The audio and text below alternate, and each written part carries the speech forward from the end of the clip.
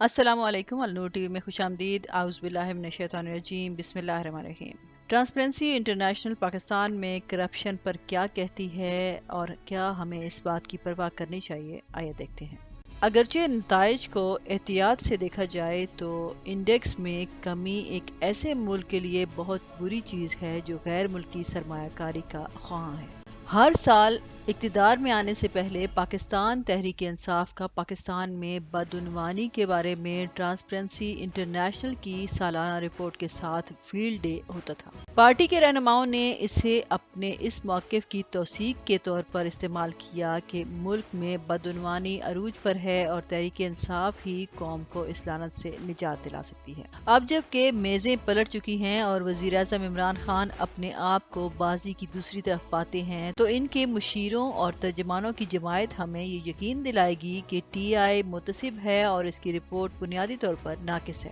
تو پھر حقیقت کیا ہے اور اسے سمجھنا کیوں ضروری ہے؟ ویڈیو کی اہم ڈسکشن چلتی رہے گی۔ ویورز، اس سے پہلے اگر آپ نے میرا چینل سبسکرائب نہیں کیا تو النور ٹی وی کو سبسکرائب کر لیں اور ساتھ میں لگے گھنٹی کے بٹن کو ضرور دبائیں۔ ان لوگوں کے لیے جو مہنگائی کی بوجھ کے نیچے دبی ہوئی زندگی گزار رہے ہیں، ٹرانسپیرنسی انٹرنیشنل کے 2021 کے کرپشن پرسیپشن انڈیکس نے انکشاف کیا ہے کہ پی ٹی آئی کے انسداد بدعنوانی اور احتساب کے ایجنڈے کے گرد تمام تر برہمی کے باوجود صورتحال سنگین ہے۔ تازہ ترین اعداد و شمار کے مطابق پاکستان انڈیکس میں 180 ممالک میں سے 140ویں نمبر پر آ کر تقریباً 16 نمبر نیچے آ گیا ہے۔ ملک کا سکور 2020 میں 31 کے مقابلے میں 2021 میں گھٹ کر 28 ہو گیا ہے، جو تقریباً 9.7% کی کمی کو ظاہر کرتا ہے۔ سطحی قدر پر گراوٹ ظاہر کرتی ہے کہ جب بدعنوانی کے خلاف جنگ کی بات کی جائے تو سب کچھ ٹھیک نہیں ہے، لیکن کوئی بھی نتیجہ اخذ کرنے سے پہلے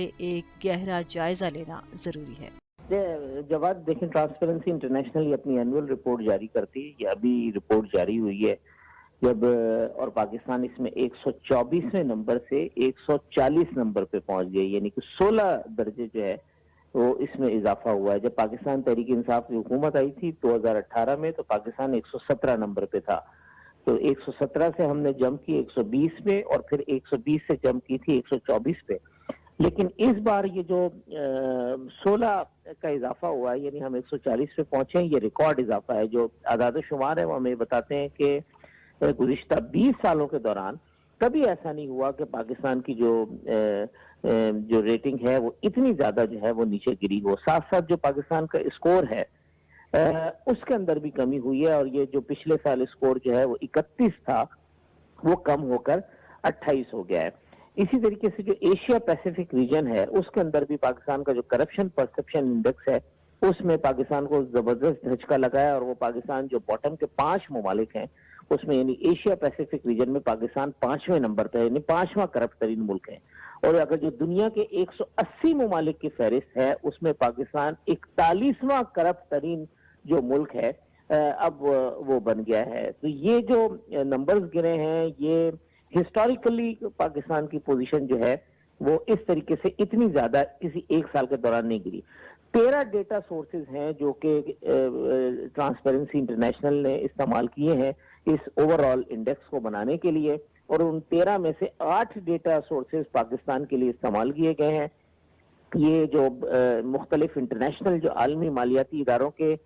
ڈیٹا سورسز ہیں، بہت کریڈیبل وہ ہیں، یہ کوئی پبلک وہ نہیں ہے کہ کوئی پبلک پول کیا گیا ہو۔ تو ان 8 ڈیٹا سورسز میں سے بھی 5 ایسے ہیں جس میں پاکستان کی کسی بھی طرح کی کوئی پوزیشن جو پچھلے سال کے مقابلے میں بہتر نہیں ہوئی، بلکہ 3 میں پاکستان کے جو نمبرز ہیں وہ کم ہوئے ہیں، جس کا اوور آل امپیکٹ ہوا ہے کہ ہم 31 سے 28 ہمارا جو اسکور ہے وہ ہوا ہے، اور جس کا پھر یہ خمیازہ ہمیں بھگتنا پڑا ہے کہ ہم 124ویں نمبر سے 140 نمبر پر پہنچ گئے۔ کرپشن پرسیپشن انڈیکس کیا ہے؟ کرپشن پرسیپشن انڈیکس یا ٹرانسپیرنسی انٹرنیشنل کے مطابق ماہرین اور کاروباری افراد کے مطابق ہر ملک کا پبلک سیکٹر کتنا کرپٹ سمجھا جاتا ہے۔ اس کا مطلب یہ ہے کہ سکور اور درجہ بندی معاشرے کے ایک تنگ لیکن نسبتاً بااثر اور اچھی اونچائی والے طبقے کی رائے پر مبنی ہوتی ہے۔ سی پی آئی کی طرف سے ماپے جانے والے پبلک سیکٹر کی بدعنوانی میں رشوت، عوامی فنڈز کی منتقلی، سول سروس میں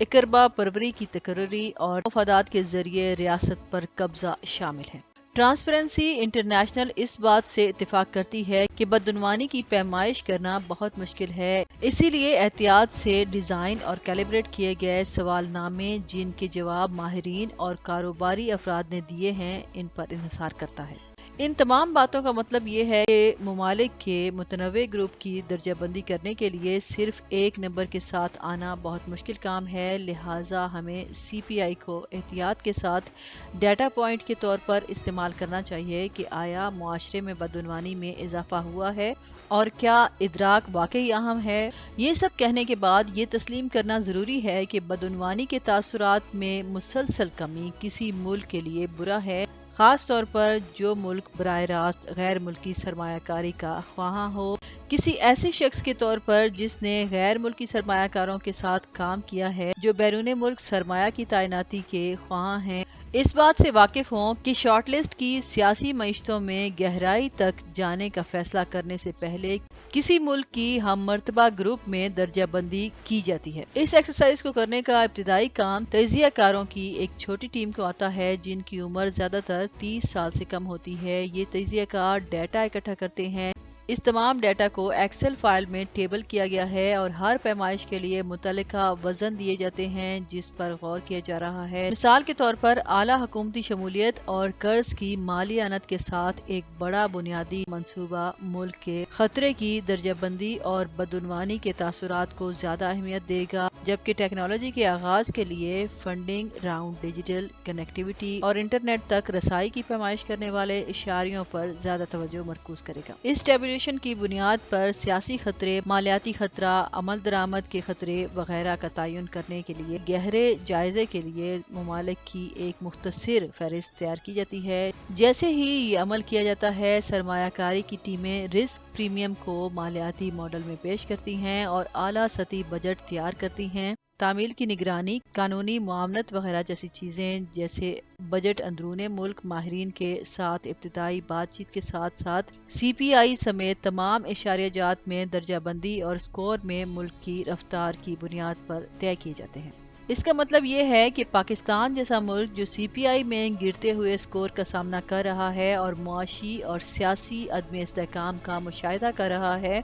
جیسا کہ بڑھتی ہوئی مہنگائی، قرض اور انتہا پسندانہ تشدد سے ظاہر ہوتا ہے، اسے شارٹ لسٹ میں شامل کرنا مشکل ہوگا، اور یہاں تک کہ اگر ایسا ہوتا ہے تو سرمایہ کاری کمیٹی کی منظوری حاصل کرنے کے لیے تیار کیے جانے والے مالیاتی ماڈلز میں رسک پریمیم زیادہ ہوگا۔ اس کے بعد کم رسک پروفائل والے دوسرے ممالک کے مقابلے میں مجموعی طور پر پروجیکٹ مہنگا ہو جائے گا، یعنی سرمایہ کاری کمیٹی ممکنہ طور پر پاکستان کو منتخب کرنے کے خلاف فیصلہ کرے گی۔ یہی وجہ ہے کہ سی پی آئی جیسے اشاریوں میں درجہ بندی کو بہتر بنانا بہت ضروری ہے۔ ایسا کیے بغیر پاکستان جیسے ملک پر رسک پریمیم بین الاقوامی سرمایہ کاری کے ایک اہم حصے کی برداشت کی سطح سے اوپر رہے گا جو پاکستان اور دیگر ہم مرتبہ معیشتوں کو دیکھ رہے ہیں۔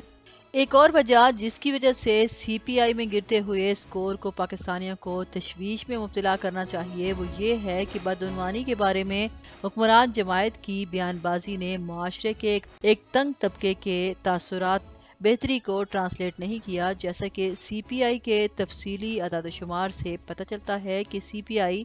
بنانے والے 8 اقدامات میں سے 4 میں پاکستان کے سکور میں نمایاں کمی آئی ہے۔ فائنلی یہ سب حکمران پی ٹی آئی کی اپنی بیان بازی کا سامان ہے، جہاں وزیراعظم عمران خان سمیت سینئر رہنما سی پی آئی کے اعداد و شمار کا استعمال کرتے ہوئے بدعنوانی کے بارے میں اپوزیشن کو گالیاں دیتے تھے۔ اب جبکہ وہ اقتدار میں ہیں، پارٹی کے رہنما اور سوشل میڈیا ٹیمیں ایک مختلف بیانیہ کے گرد گھوم رہی ہیں۔ دونوں طرف کی سیاسی بیان بازی کے باوجود یہ یاد رکھنا ضروری ہے کہ سی پی آئی کسی بھی معاشرے میں بدعنوانی کی طرف بہترین اشارہ ہے۔ انڈیکس کی سیاسی اداکاروں کے لیے کچھ قدر ہو سکتی ہے، لیکن جب معاشرے میں بدعنوانی کی بات آتی ہے تو یہ پوری کہانی نہیں بتاتی۔ بدعنوانی کے چیلنجز سے معتبر طریقے سے نمٹنے کے لیے آنے والی حکومتوں کے لیے یہ ضروری ہے کہ وہ قانون کی حکمرانی کو بہتر بنانے، شفافیت کو فروغ دینے اور افسر شاہی کے سرخ فیتے کو کم کرنے پر توجہ دیں۔ یہ ساری تحقیق اس بات پر روشنی ڈالتی ہے کہ بدعنوانی کیوں پھیلی ہوئی ہے اور اس کی ترسیل کا طریقہ کار کیا ہے۔